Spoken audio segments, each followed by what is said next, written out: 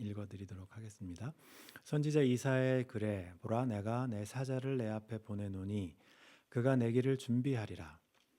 광야에 외치는 자의 소리가 있어 이르되 너희는 주의 길을 준비하라. 그의 오실 길을 곧게 하라.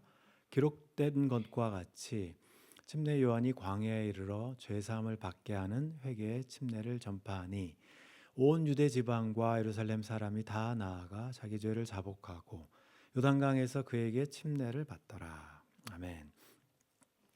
여러분들 작년에도 많이 여행들 다니셨을 텐데 여행 이야기를 이제 하면 여러분들이 국내를 가든 해외를 가든 여행을 어디 계획하려면 준비하는 게 필요해요. 어떤 사람들은 여행 가가지고 곧바로 막 부딪히고 막 그런 걸 굉장히 좋아하시는 분들이 계시는데 저 같은 경우는 여행을 준비하고 계획하고 그럴 때가 제일 재밌는 것 같아요.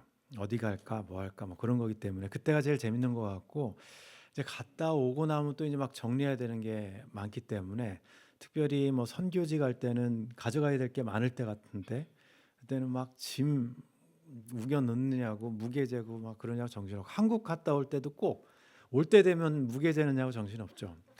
한국 갈 때도 그렇지만 그런 것들이 있어서 여행 떠나기 전에 그 과정이 가장 그래도 그때는 홀가분하니까 머릿속으로만 생각하면 되니까 어디 가고 뭐 하고 막 그러니까 여행 같은 거는 무작정 떠나는 여행 아니라면 저는 그런 건 잘 안 하니까 여행 가기 전에는 준비하게 돼요. 언제 갈 거냐, 내가 어디로 갈 거냐, 누구랑 갈 건지, 가서 뭐 할 거냐. 이거 없이 그냥 여행 떠나는 적은 없는 것 같아요. 그럼 여행 떠나기 전에 준비하는 과정들이 이제 길으면 길을수록 여행 가서 훨씬 더 알차게 보낼 수 있고 어떤 경우는 준비 안 하고 가면 현장에서 부딪히긴 하는데 갔다 오면 조금만 더 준비해서 갈 걸. 훨씬 더 많이 보고 그다음에 낭비 안 하고 그럴 수 있을 텐데 뭐 그런 것들이 많죠. 여행 떠나기 전에 준비하는 것처럼 저희들이 지난 시간에 저희들이 하나님 나라에 대한 복음의 시작이라고 제가 말씀드렸지만 하나님 나라가 시작됐다. 복음의 시작에 대해서 좋은 소식의 시작점에 대해서 이제 마가복음의 제목을 말씀을 드렸는데 내용이 뭐였냐면 하나님 나라예요. 나라면 당연히 우리가 생각하는 어느 나라. 그럼 어느 나라를 들어가든지 방문하든지 하려면 그냥 가진 않죠. 준비해야 될 거 아니에요. 뭐 여권을 준비하든지 하나님 나라 갈 때 여권이 필요한지 아니면 통역이 필요한지 뭐 다른 나라를 갈 때는 여러분들이 준비하는데 하나님 나라가 시작됐다고 좋은 소식을 들었는데 어떤 준비를 해야 되는지 막막할 수가 있죠. 그냥 무조건 아무 준비 없이 들어가도 되는 건가? 마가는 그렇게 이야기하나? 마가복음 지난 시간에 저희들이 마가복음의 제목이라고 할 수 있는 하나님의 아들 예수 그리스도 복음의 시작 6단어로 되어 있는 그 제목을 이야기했으면 마가복음의 서론이라고 불릴 수 있는 게 이제 마가복음 1장 2절부터 길게는 13절까지거든요. 오늘 이제 11절까지 살펴볼 예정인데 그 안에 하나님 나라가 시작됐는데 그 전에 준비해야 되는 사항들이 있어요. 여행 떠나기 전에 준비해야 되는 뭐가 있기 때문에 마가가 저희들에게 그 서론을 통해서 하나님 나라 들어가기 전에 준비 과정이 무엇인지를 알려주고 있어요. 근데 이제 제가 성경책 보면서 오늘 성경부 시간에 같이 잠깐 말씀드린 것처럼 그 복음의 소식이 전달됐어요. 그럼 지난주에 말씀드린 것처럼 이제 안토니우스하고 옥타비아누스가 싸워서 옥타비아누스가 전쟁에 이겼어요. 새로운 황제가 등극을 했어요. 하지만 로마에 아직 입성하지는 않았어요. 황제가 바뀌었기 때문에 이제 새로운 나라가 새로운 시대가 시작이 됐지만 그 좋은 소식은 들었지만 아직 황제는 오지 않았어요. 그것을 차용해서 복음서 저자들이나 바울이 유한겔리온이라는 좋은 소식이라는 용어를 썼기 때문에 그러면 지난주에도 말씀드린 것처럼 로마 시내에 살고 있는 사람이라면 준비해야 돼요. 황제가 오기 전에. 안토니우스 파에 붙었던 사람들은 빨리 회개해야 되고 그다음에 빨리 돌아서야 되고 옥타비아누스에 협조했던 사람들은 빨리 오기를 기다리죠. 예수님의 제자들과 초대교회 사람들이 다시 오실 예수님을 놓고 황제의 선포를 외쳤다고요. 그러면 이거는 좀 굉장히 도발적인 정치적인 사건이라고 말씀을 드렸죠. 황제가 버젓이 살아있는데 새로운 나라가 시작됐고 새로운 황제가 올 거다. 그러면 좋은 소식을 듣는 그 독자들이죠. 청자들은 그러면 시저 말고 다른 황제가 올 때 우리가 무엇을 준비해야 되는가? 그걸 생각하게 될 거라고요. 그 서론 부분 준비해야 되는 것을 제가 마가복음 서론에다가 썼다고 말씀을 드렸는데, 성경책 읽을 때, 성경 공부할 때도 몇 번 말씀드리고 오늘도 성경 공부 시간에 말씀드렸지만, 성경을 문자 그대로 저희들이 읽어요. 공부해요. 거기서 신학적인 내용도 뽑고, 그다음에 교훈적인 내용도 뽑고, 그다음에 지식적인 내용도 뽑죠. 근데 거기서 그쳐버리면 지식 쌓는 거에는 너무너무 좋은데 삶이 별로 변하지가 않아요. 이상하게. 그러니까 공부는 많이 하는데 그냥 제자리 걸음이죠. 그대로. 예수님께서는 이 땅에 오셔서 제자를 만들라고 저희들한테 명령을 주셨지, 뭐 공부해서 지식을 쌓으라고 저희들에게 명령해 주신 건 아니니까. 근데 저희들은 시간이 지나면 지식은 쌓아지는데 제자는 안 돼요. 또 제자를 만들지도 못해요. 예수님이 하셨던 방법대로 하지 않기 때문에 그런 건데, 그래서 어떻게 하면 좀 좋을까 해서 제가 성경 공부할 때마다 말씀드리는 게, 될 수 있으면 성경 이야기를 그냥 문자로 읽지 마시고 그 안에 한 등장 인물이 되어 보시면 굉장히 도움이 많이 됩니다. 오늘 제가 렘브란트 보여드리면서 렘브란트가 자기가 폭풍 속에도 집어넣고 십자가 밑에도 집어넣고 자꾸 자기를 집어넣어요. 성경 이야기에다가. 그러니까 거기서 보이는 게 다르거든요. 그냥 멀리 떨어져서 보는 성경 이야기하고 자기가 한 발짝 들어가서 그 안에서 보는 성경 이야기는 전혀 딴 이야기예요. 오늘 여러분들이 이 준비 과정 속에 들어갈 때, 오늘은 여러분들이 누가 되셔야 되냐면, 맨 마지막에 읽어드린 1장 5절에 보면 온 이스라엘, 온 유대 사람들이 요단강으로 갔다고 돼 있죠. 그러니까 여러분들은 누구냐면, 여기 앉아 계신 모든 분들은 예루살렘 주민이에요. 근데 호기심이 굉장히 많은 예루살렘 주민이에요. 남들 말을 그러니까 자기가 이렇게 검사해보고 찾아봐야지 그냥 믿진 않아요. 근데 소문은 많이 들었어요. 그래서 나도 요단강에 가고 싶은, 또 요단강을 찾아가는 그런 예루살렘 거주민이라고 생각하시고 말씀을 읽으세요. 말씀 속으로 들어가시면 돼요.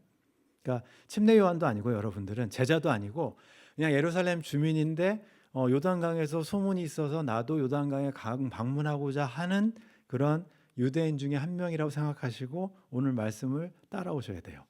그렇지 않고 그냥 객관적으로 나 저 다 아는 얘기지, 뭐 침례 요한 얘기 다 아는데, 그렇게 읽으시면 오늘 얘기는 별로 여러분들한테 도움이 안 될 수도 있어요. 다 아는 얘기니까. 근데 여러분들이 만약에 한 유대인이라고 생각하시고 이야기 속으로 이렇게 들어가시면, 그러면 좀 더 구체적으로 오늘 마가가 우리한테 무엇을 준비하려고 하는가, 무엇을 준비시키는가를 저희들이 볼 수가 있죠. 말씀드린 것처럼 여러분들은 오늘의 주인공입니다. 주인공인데 유대 지방에 사는 특별히 예루살렘 거주민이에요.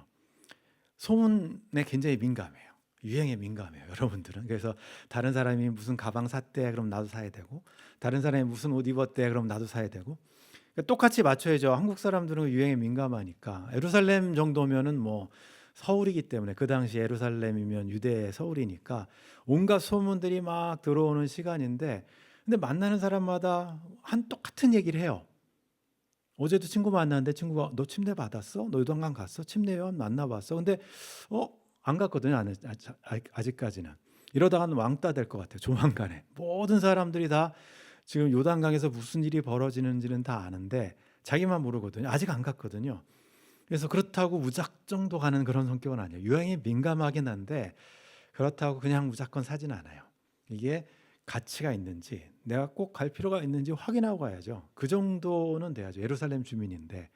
그래서 이거를 이제 좀 조사를 하기 시작하죠. 요단강에 가서 사람들이 침례를 받고 있는데 내가 꼭 갈 필요가 있나? 왜 사람들이 이렇게 흥분하고 있나? 요단강에 왜 가는지를 조사해봐야 될 거 아니에요. 예루살렘 사는 주민으로서.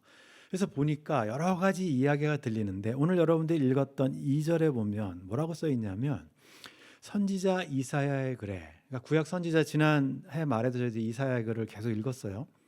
이사야의 글에 보니까 보라, 내가 내 사자를 내 앞에 보내노니, 내 앞에는 뭐냐면 여기서는 우리가 그 메시아, 그러니까 종, 하나님의 종 봤었죠. 메시아가 오기 전에 한 사자를 앞에 보낸다고 돼 있어요. 예루살렘 주민으로서 유대 율법과 유대 예언자들의 글 정도는 알죠. 그걸 기다리고 있는 중이고, 메시아를. 근데 메시아가 오기 전에 누군가가 그 메시아 전에 사자를 보내서 그 길을 준비한다는 얘기를 잘 알고 있어요. 근데 그 사람들이 그 이사야의 글에 민감하게 반응을 하고 있는 거죠. 그 글에. 예언이 성취했다고 하는 거니까. 지금 이게 한 600년 전 글인데, 우리가 아는 것처럼 이사야가 예언했던 메시아, 그 서번송이었죠. 우리가 그 종의 노래에서 보면 메시아가 온다는 이야기를 했는데 그 전에 누군가가 온대요. 메시아가 오기 전에는. 그 당시 1세기의 예루살렘은 막 이렇게 제가 불이 이렇게 끓는 것처럼 메시아에 대한 희망이 엄청 났던 시대예요. 이사야가 이야기할 때 외치는 자의 소리여라고, 광야에서 여호와의 길을 예비할 거다. 요단강 가면 광야거든요. 거기 여리고 근처이기 때문에 아무것도 없어요. 광야에서 여호와의 길을 예비하는 사람이 나타날 거다는 희망을 갖고 있는데, 누군가가 지금 광야에서 메시아에 대한 이야기, 하나님 나라에 대한 이야기, 그런 이야기를 외치니까 이 사람이 그 사람인가라는 이제 궁금함이 드는 거죠. 광야에서 외치는 자의 소리가 있는데, 또 다른 예언자의 이야기를 이제 이사야 이야기를 마가가 인용을 하면서 주의 길을 예비하라, 그가 오시기를 곧게 하라, 기록된 것과 같이. 그러니까 구약의 기록이 한 사람에게 집중되어 있어요. 예언은 오실 메시아에. 지금도 유대인들은 그 메시아를 기다리고 있는데 1세기의 유대인들도 그 메시아를 기다리고 있었고, 근데 누군가가 그 길을 준비할 사람이 오겠다는 이야기가 예언돼 있었어요. 기다리고 있어요. 이사야만 이거를 기록한 건 아니에요. 우리가 아는 구약의 맨 마지막 선지자로 되어 있는 구약의 말라기도 똑같은 이야기를 해요. 내 사자를 보낼 건데 그가 주의 길을 준비할 것이요. 이사야뿐만 아니라 구약의 맨 마지막 말라기 400년 전에, 그러니까 구약의 선지자들은 메시아가 올 때 누군가가 길을 예비할 거라는 얘기를 알고 있는데, 근데 이 사람들이 기다리는 그 메시아가 올 때 징조가 있을 거 아니에요. 메시아가 오게 되면 어떤 징조도 있을 건데, 그 당시 1세기 유대인들에게는 그 징조가 뭐였냐면 성전이었어요. 스룹바벨 성전이 세워졌지만 보잘것없는 성전이었고, 그리고 이스라엘 사람들이 다시 포로에서 돌아왔죠. 그리고 이제 나라가 마카비 때 한 150년 독립왕국으로 있었죠. 그 성전이 이제 무너진 것 같았는데 헤롯이 왕이 와서 성전을 막 건축해주고 증건해주고 있어요. 그리고 왕도 생겼어요. 이스라엘만. 로마 제국에 다른 데는 왕이 없는데. 그러니까 마치 다시 왕이 오고 성전이 회복되고 율법을 막 공부하고 드디어 메시아가 올 때가 됐다고 생각하고 있는데, 말라기의 그 선지자의 예언 중에 하나가 성취가 안 됐거든요. 뭐냐면 성전이 이제 다 서가는데, 예수님 오실 때는 성전이 이미 완공돼 있어요. 성전 뜰이 공사되고 마지막만 놓으면 되는데 아직 주의 임재가 성전에 임하지는 않았었어요. 우리가 세컨 템플 주대임이라고 부르는 스룹바벨 성전 시기에 어느 기록을 찾아봐도 성전이 세워진 뒤에 하나님의 영광이라고 불리는 쉐키나가 불기둥 구름기둥을 하면 어떤 형상으로 솔로몬이 했을 때 오는 하나님의 영광의 모습이 성전에 임한 적이 없어요. 근데 헤롯 성전이 세워질 때 유대인들이 이제 막 기대감이 들끓는 거죠. 아, 성전이 이렇게 멋있게 또 화려하게 세워지고 나면, 거의 세워졌는데 어느 날 갑자기 주의 영광이 임할 거다. 이게 다 세워지고 있기 때문에 지금 말라기가 예언했던 그 선지자가 광야에서 지금 외치고 있는 게 아니냐. 예루살렘에서 이 사람이 그 얘기를 들은 거죠. 이 성전에서 갑자기 내가 오늘 안 떠났는데 오늘 밤에 쉐키나가 딱 임해버리면 메시아가 온 거란 말이에요. 안 되죠. 나도 빨리 가서 그러면 주님이 오시기 전에 저 사람을 만나봐야겠다. 근데 그냥 만날 수는 없어요. 사람들 유행에 민감하긴 하지만 내가 직접 검증을 해봐야 돼요. 저 사람이 도대체 누군가. 이사야의 글에 예언되어 있고 말라기의 글에 예언되어 있는 광야에서 외치는 자의 소리가 도대체 누구냐. 사람들 이야기를 들어보니까 침례 요한이 광야에서 외치고 있는데 그 사람이 외치는 메시지는 회개의 침례예요. 예루살렘에 있는 유대인으로서 이거는 받아들일 수 없는 침례예요. 1세기의 유대인들은 침례를 받지 않아요.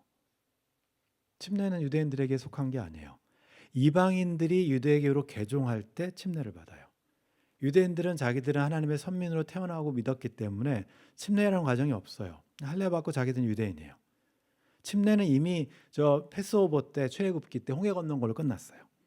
자기들은 이미 하나님의 선민이기 때문에 침례를 받을 이유가 없어요. 더군다나 회개의 침례다.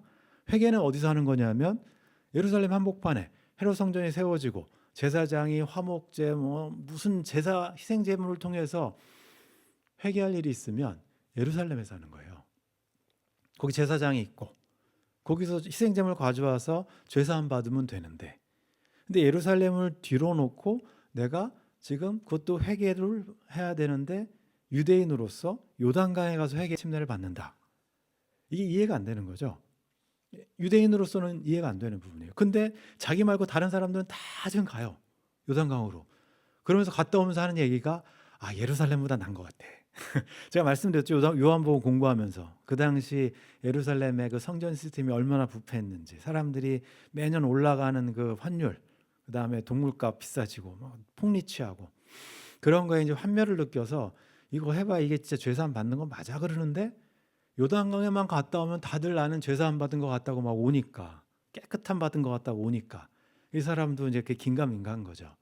예수님께서 이 땅에 오셨을 때 똑같은 메시지를 외쳤어요. 회개하라, 하나님 나라가 가까이 왔다. 읽으시면서 좀 이상하지 않았어요? 유대인들이에요. 침례받을 필요 없는 유대인들. 근데 그 사람들에게 침례 요한이 회개의 침례를 외쳐요. 왜 그랬을까? 예수님도 왜 똑같이 유대인들에게 회개하라고 해서, 회개는 되돌아섬이고 원래 자리로 돌아옴이고, 그 맥락에는 물론 이제 예루살렘 성전 시스템의 부패와 그 제 기능을 발휘하지 못하니까 그런 것도 있겠지만, 침례 요한과 예수님이 동일하게 유대인들에게 회개의 침례를 외쳤다는 이야기는 유대인들이 이방인과 똑같다는 얘기예요. 그 사람들도 개종해야 될 필요가 있다는 얘기죠. 하나님을 모르는 이방인이나 하나님 선민이라고 착각하는 유대인들이나 똑같이 이방인하고 별반 다른 게 없어요. 이방인들이 침례 받아서 하나님의 백성이 되는 과정을 유대인들도 거치지 않으면 안 된다고 생각한 거죠. 그만큼 유대인들도 하나님과 멀어져 있는 그냥 이방인과 같은 존재가 돼버린 거니까. 그 당시에는 이 사람도 나도 그러면 침례 요한한테 가서 회개를 하고 회개 침례를 받으면 좀 여기 예루살렘에서 희생제물 드리는 건 낫겠다 결심을 하고 가야 되는데, 이제 하나를 더 조사를 해봐야죠. 나한테 침례 줄 사람이 침례자라고 불리는 요한인데 도대체 어떤 사람이냐, 저 사람이 정말로 권위가 있는 사람인지, 침례 잘못 받았다가 또 나중에 또 받아야 될지도 모르니까 조사를 해봐야 될 거 아니에요. 사제를 뭐라고 써있냐면, 요한을 소개하는데 사람들이 와서 이야기해요. 내가 만난 요한은 낙타털옷을 입었고 허리에 가죽띠를 띠고 메뚜기와 석청을 먹는 사람이다. 이게 말도 안 되는 이런 이야기를 지금 성경책에 써 있어요. 완전히 야생인이죠. 뭐 자연인. 그 야생에서 메뚜기 잡아먹고 들꿀 먹고 그다음에 옷도 낙타털옷 입고 가죽띠를 띠고 있는데요. 근데 이게 예루살렘에 사는 유대인이라면 이거에 대해서 아는 거예요. 이 내용을. 2000년 전의 문화 속에서 이 사람들이 기다리는 누군가, 저 이야기를 들었을 때, 인상착의를 들었을 때 떠오르는 사람이 하나 있는 거예요. 유대인들에게는. 우리가 아는 것처럼 아하방 시대 때 우리 엘리야를 같이 공부했으니까, 아하방이 죽고 나서 아하스가 이제 아들이 왕이 됐을 때 난간에서 떨어지죠. 죽을 뻔이 됐어요. 죽을 것 같아요. 이게 나을지 고침받을지 몰라서 이 이방 나라 그 점쟁이한테 내가 나을지 좀 사람들 보내요. 하나님 나라 왕이. 내가 가는 길에 누군가를 만나죠. 너네 어디 가냐 그랬더니 우리 왕이 넘어져서 먹으니까 가서 전해라. 갈 거 없다. 죽을 거다. 그 얘기를 그냥 왕한테 전하고 그래요. 이 사람들이 와서 왕한테 이야기하죠. 가다 어떤 사람 만났는데 그 사람이 뭐 점쟁이 가지 말고 자기가 얘기해 주는데 왕 죽을 거라고 그럽니다. 도대체 누가 그러대? 그 사람들이 얘기하죠. 그 사람 만났는데 털도 많고 그다음에 허리에 가죽도 띠고, 그랬더니 왕이 듣자마자 그 사람 엘리야구나. 엘리야 나한테 좋은 소리 한 적 한 번도 없지. 마가복음 1장에 등장하는 이 표현은 엘리야에 대한 표현이에요. 왜 이런 엘리야에 대한 표현이 있냐면, 구약 사람들이 지금 그 사람들이 기대한다고 그랬잖아요. 메시아 오기 전에 누군가 길을 예비할 건데 그 길을 예비할 사람이 누구냐? 불병거 타고 하늘 올라간 엘리야가 다시 내려와서 그 길을 예배할 건데, 이거는 열왕기에 있는 그런 말씀처럼 돼 있고 말라기에도 예언돼 있어요. 아까 준비하는 주의 임재가 갑자기 성전에 임할 거라고 했던 말라기의 글에 보면 4장 5절에 크고 두려운 날에 이르기 전에 내가 선지자 엘리야를 너에게 보낼 거다. 유대인들이 봤을 때 이사야의 글과 구약의 예언자들의 글과 말라기를 보면 지금 요단강에서 침례를 베푸는 저 사람은 엘리야예요. 그러면 엘리야가 왔다는 얘기는 조만간에 메시아가 온다는 얘기예요. 가서 빨리 침례 받아야죠. 준비돼야 될 거예요, 나도. 그 사람도 이제 열심히 요단강에 가서 이제 침례를 받으려고 줄을 섰어요. 이렇게 쭉 요단강 앞에. 그러니까 요단강 가보신 분 계시겠지만 아시면 들판 아무것도 없고 그냥 나무 하나도 없고 강물만 쫙 있고 사람들이 쭉 줄을 서 있다고 생각하시면 돼요. 나도 그 안에 줄을 서 있어요. 침례를 기다리는데 저기서 요 안에 소리가 저 사람 보니까 옷 낙타털 입었고 그다음에 목소리도 쩌랑쩌랑하고 야생인처럼 생겼어요. 누군가 물 한복판에서 요단강에서 계속 침례를 주면서 뭔가를 외치고 있어요.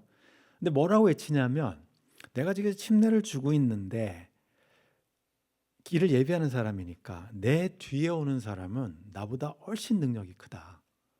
그 사람은 그 사람 신발끈도 못 붙는다. 나는 아주 작은 사람이고 내 뒤에 온 이 사람 입장에서는 검증이 되는 거예요. 정말로 메시아가 이 뒤에 오시겠구나. 이 사람이 메시아의 길을 예배하는 사람이 맞구나. 이 사람이 주인공이 아니고 주인공은 그 뒤에 오는구나. 이 사람은 굉장히 이 사람보다 훨씬 큰 사람이 있구나. 하면서 이렇게 그 줄을 서 있죠. 줄을 서 있으면서 생각하는 거예요. 그러면 내가 오늘 엘리야가 아니라 침례 요한한테 침례를 받을 텐데 침례 받고 난 다음에 저 능력이 더 있는 사람은 한 번 더 받아야 되겠다. 속으로 생각하는 거니까 아무 문제 없잖아요. 그 사람은 더 큰 사람이네. 왜냐하면 요한이 이야기하는 나는 여러분들한테 물로 침례를 주는데 그 사람이 오면 그 사람은 너에게 성령으로 침례를 준대요. 무슨 소리인지 모르겠지만 그러면 그때 한번 또 받아야겠다. 누군지는 모르겠지만 이 사람 뒤에 오는 사람한테 내가 가서 침례를 더 받아야겠다. 막 그런 이런저런 생각을 하는 거죠. 뒤에 여러분들도 그 자리에 서 있으니까 어떤 생각을 하시는지는 모르겠지만 저 같으면 그런 생각할 것 같아요. 침례하는데 침례 받고 또 받아야지. 그러겠겠죠. 근데 기다리고 있는 내가 앞에 있는 사람을 유심히 관찰을 해요. 그 사람 다음에 내가 받을 건데 이제 성경 시간에 여러 번 말씀드려진 적이 있지만 그 사람 행색이 좀 묘연해요. 말투를 봐서는 예루살렘 출신 같진 않아요. 사투리를 써요. 저 북쪽 사투리, 갈릴리 말투. 저 북조선 말투 쓰는 것처럼 갈릴리 말투를 쓰고 있고 손도 보니까 좀 사무직 같지는 않아요. 노동자 같아. 손에 상처도 많고 손도 좀 두껍고 얼굴도 탔고 행색도 좀 그렇고 촌사람 같고 좀 이렇게 서울 사람 같지 않고 그 사람이 자기 앞에 있어요. 말도 안 걸었어요. 촌사람이니까 예루살렘 사람이 저 갈릴리 사람하고 이야기할 필요 없죠. 근데 그 사람 차례가 됐고 그 다음에 차례가 됐는데 그 사람이 물속에 들어갔어요. 침례 받으러. 근데 침례 요한하고 그 사람하고 실갱이를 해요. 침례 요한은 침례 안 주려고 하고 이 사람은 빨리 침례 달라고 하고 그러는 것 같아요. 한참 실갱이를 하는 것처럼 보여요. 이 사람 눈에 볼 때는 자기 침례 보러 갔는데 그 앞에서 벌어지는 광경은 다음이 내 차례인데 왜 저러지? 한참 실갱이를 해요. 근데 한참 실갱을 한 뒤에 침례를 받으실 때 그 장면을 마가는 이렇게 기록했어요. 갈릴리 나사렛에서부터 와서 나사렛 출신이니까 시골 출신이죠. 갈릴리니까 저 북쪽이죠. 요단강에서 요한에게 침례를 받으셨다. 여러분들이 그 목격자라고 생각하세요. 앞에 서 있어요. 바로 여러분들 앞에 나사렛 출신 예수님께서 오셔서 침례 요한에게 침례를 받고 있는데 여러분들이 볼 수 있고 여러분들이 들을 수 있는 건 뭘까? 말씀드린 것처럼 일반적인 침례가 아니에요. 지금은 침례 주고 가야 되는데 침례를 안 주려고 그래. 침례 요한은 자꾸. 근데 마지막에 드디어 침례를 준 것 같아요. 준 것 같은데 침례가 끝나고 나서 곧바로 올라가지 않고 하늘을 쳐다보고 이상한 장면들이 펼쳐져요. 성경책에 보면 물에서 올라오는데 하늘이 갈라짐과 성령이 비둘기같이 자기에게 내려오심을 보더니 인칭을 잘 보세요. 이거는 다른 사람들은 못 봐요. 자기에게 내려오심을 보신 것은 예수님밖에 없어요. 마가는 저렇게 기록했지만 여러분들이 관중으로 몇 배 이렇게 떨어져서 볼 때는 못 봐요. 그냥 침례 받은 사람이 하늘 쳐다보고 있는데 비둘기를 봤다 그런 거 비둘기같이 생긴 건 마태복음이나 다른 복음이죠. 마가복음에는 그런 거 없어요. 근데 마가복음에서 특별하게 기록한 게 뭐냐면 예수님께서 침례를 받으실 때 하늘이 갈라졌다. 이게 원어는 하늘이 찢어졌다예요. 오픈인데 tear down으로 돼 있어요. 마가복음에 저 단어가 딱 2번 나와요. 예수님께 침례 받을 때 그 장면에 나오고 예수님이 십자가 돌아가실 때 휘장이 갈라질 때 15장 58절 딱 2번 나와요. 아까 주의 임재가 하나님의 성전에 갑자기 임한다고 그랬잖아요. 예수님이 침례 받으실 때 하늘이 찢어졌다고 돼 있어요. 그 하나님께 십자가에서 예수님이 십자가 달려 돌아가실 때 휘장이 찢어져서 하늘이 오픈되는 거죠. 시작과 끝에 예수님의 시작과 끝을 마가는 하늘이 찢어졌다고 표현해요. 하나님의 나라가 임했다고. 그 사람은 못 봤어요. 예수님 보셨죠. 이제 예수님의 공세가 시작이 됐고 하나님 나라가 좋은 소식이 시작되는 거예요. 우리가 쉽게 말하는 좋은 소식이 시작되는 시작을 그렇게 저희들에게 알려주고 있죠. 그랬더니 11절에 뭐라고 이야기하냐면 이 사람이 이 소리는 들었어요. 뭔가 소리를 들렸는데 마가가 이렇게 기록하죠. 공개적으로 기록한 건 뭐냐면 하늘이 찢어짐과 그 다음에 11절에 하늘부터 소리가 나기를 너는 내 사랑하는 아들이라 내가 너를 기뻐하노라 하시니라. 사랑하는 아들이라고 돼 있죠. 우리가 마가복음 제목을 읽으실 때 여러분들이 어떻게 읽으셨냐면 복음, 좋은 소식의 시작, 하나님의 아들 예수 그리스도. 마가는 서론에서 예수님이 하나님의 아들이심을 침례 장면을 통해서 증명하는 거예요. 그 당시에 마가가 기록할 때 하나님의 아들, 다른 말로 신의 아들은 누구한테 쓰는 호칭이냐면 황제한테 쓰는 호칭이에요. 황제가 아들을 낳으면 신의 아들이에요. 실제는 이 용어를 제일 먼저 누가 썼냐면 옥타비아누스가 썼어요. 아까 악티움 전쟁에서 이긴 다음에 시저를 신으로 만들어야 자기는 양자지만 신의 아들이 되면 또 신이에요.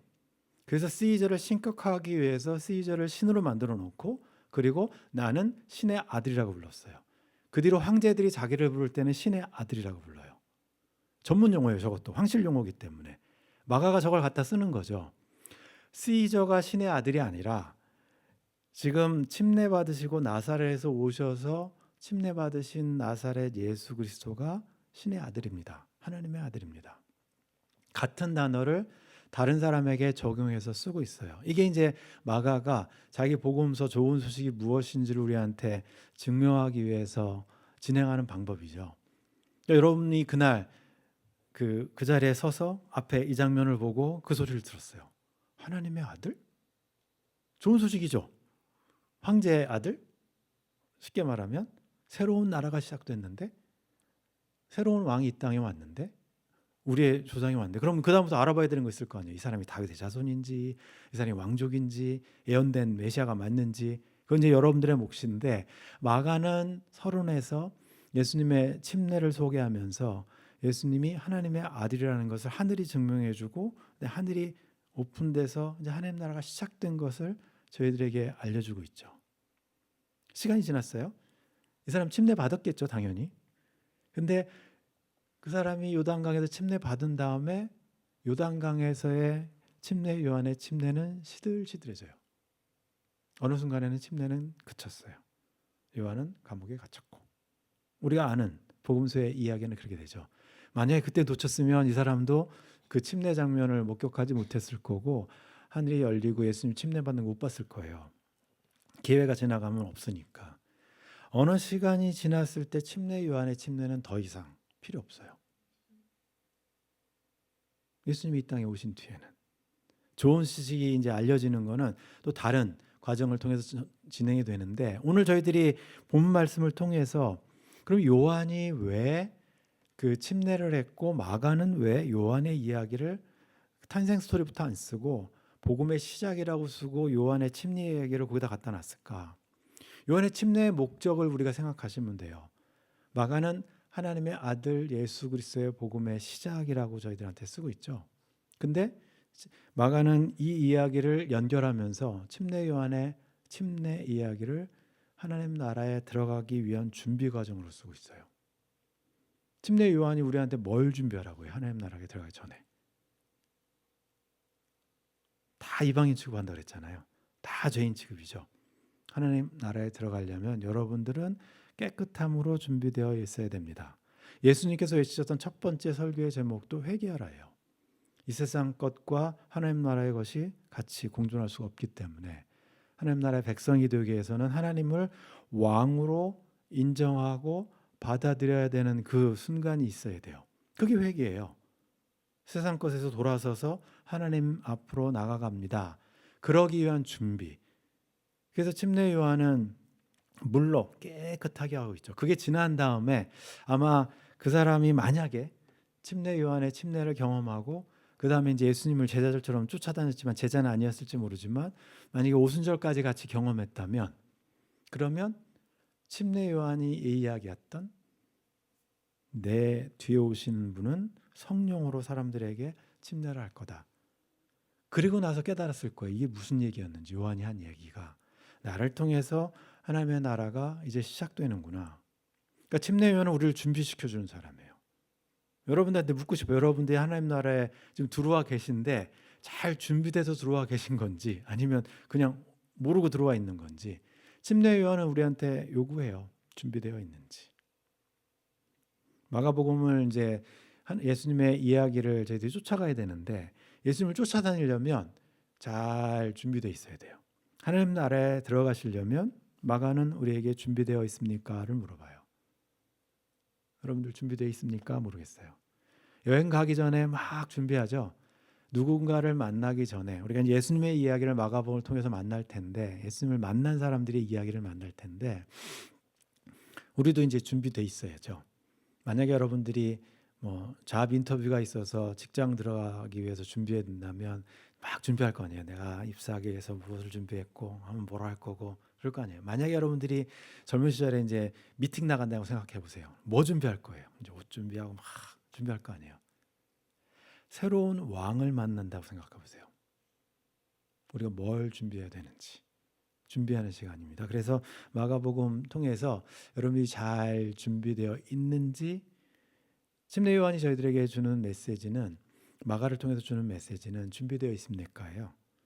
하나님 나라를 그래야 여러분들이 마가는 저희들한테 기록돼야 이제 마가복음 끝에 가면 저희들이 이제 마가의 의도를 파악할 될 텐데 다른 사람을 준비시키는 사람이 되는 게 마가가 저희들한테 원래는 원하는 거예요.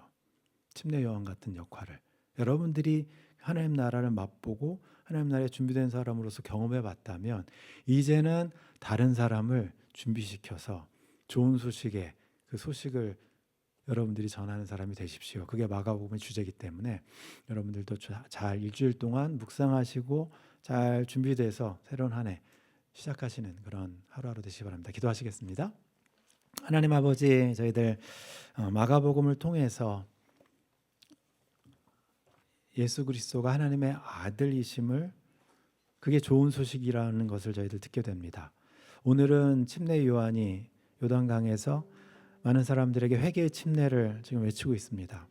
하나님 나라에 들어가기 위해서 하나님을 만나기 위해서 새로운 왕을 만나기 위해서 우리가 준비되어 있는지 지금 우리가 하나님 나라 안에 살고 있는데 그 하나님 나라에 살 수 있을 만큼 또 정결하게 잘 준비되어 있는지 한 해를 시작하면서 저희들 돌아보는 시간들 되게 해주시고 우리가 가지고 있는 이 좋은 소식을 다른 사람들에게 또 전달하고 준비시켜 줄 수 있는 그런 역할들도 저희들이 감당하기를 원합니다. 우리만 누리는 그런 좋은 소식이 아니라 이제는 우리 주위에 하나님 나라를 경험하지 못했고 알지 못하고 잘 모르는 사람들에게도 좋은 소식을 전할 수 있는 그런 믿음의 공동체 될 수 있도록 하나님 저희와 함께하여 주시옵소서. 예수님의 이름으로 기도드립니다. 아멘.